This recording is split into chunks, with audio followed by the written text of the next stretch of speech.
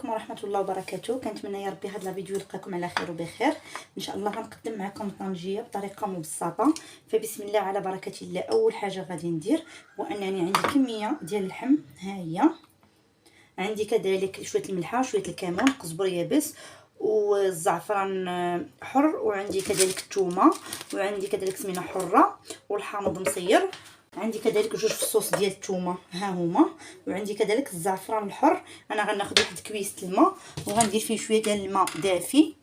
انني غادي ناخذ هذا الزعفران الحر، غناخذ منه واحد الكميه لا باس بها، وغادي نديرها في هذا الكوي نص كاس الماء باش غادي نمرق. ها هو نحطو جانبا. بسم الله. اول حاجه غادي ندير كميه ديال الملحه، ها هي. غناخذ هاد التويمات هادو غنضربهم بهاد الطريقه هادي. بسم الله. الاولى عندي جوج فصوص ديال الثومه، غناخذ الكمون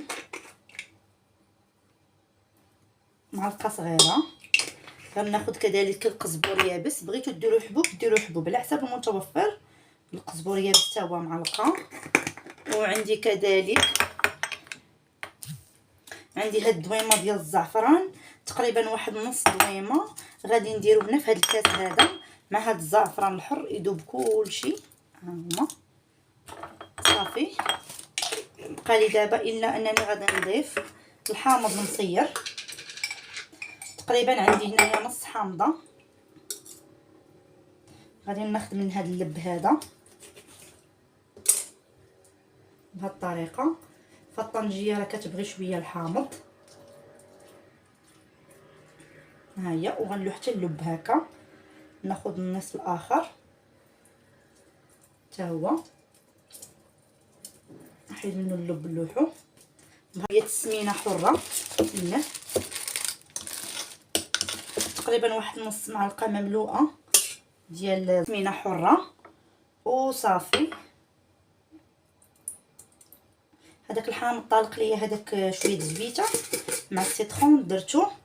ما بقى لي دابا الا انني غادي نشد المعلقه نحرك هذا الزعفران الحر مع هاد الدويمه اللي درت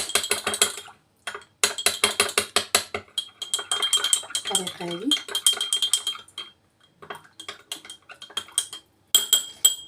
ما بقى لي دابا الا انني غنصبها هنا في الطنجره ديالي بالطريقه هذه.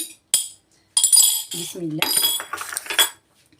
فصافي دابا ها هي اللحيمه ديالي اللي عندي كميه تقريبا نص كيلو، كيلو الا ربع كيلو على حسب عدد الاشخاص. ها هي القامه اللي انا درت في الطنجره، ها هي كيف ما كتشاهدوا. نقرب لكم بهذه الطريقه هذه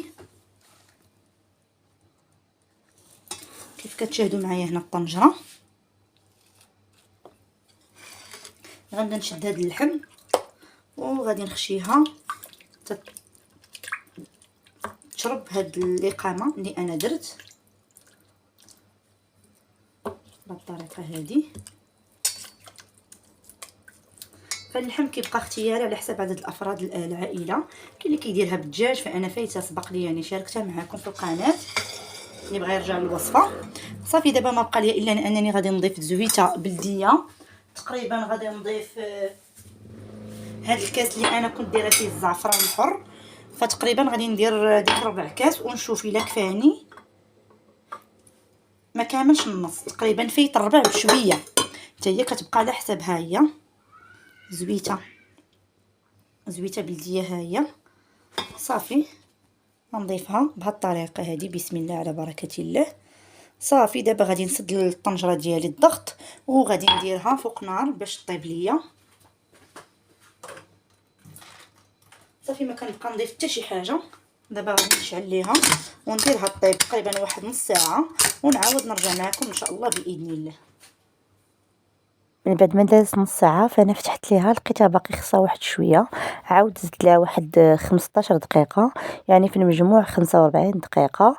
وصافي كان هذا هو الشكل النهائي، كتجي مجمره ومحمره وبالصحه والراحه. كنضرب لكم موعد الى فيديو قادم ان شاء الله.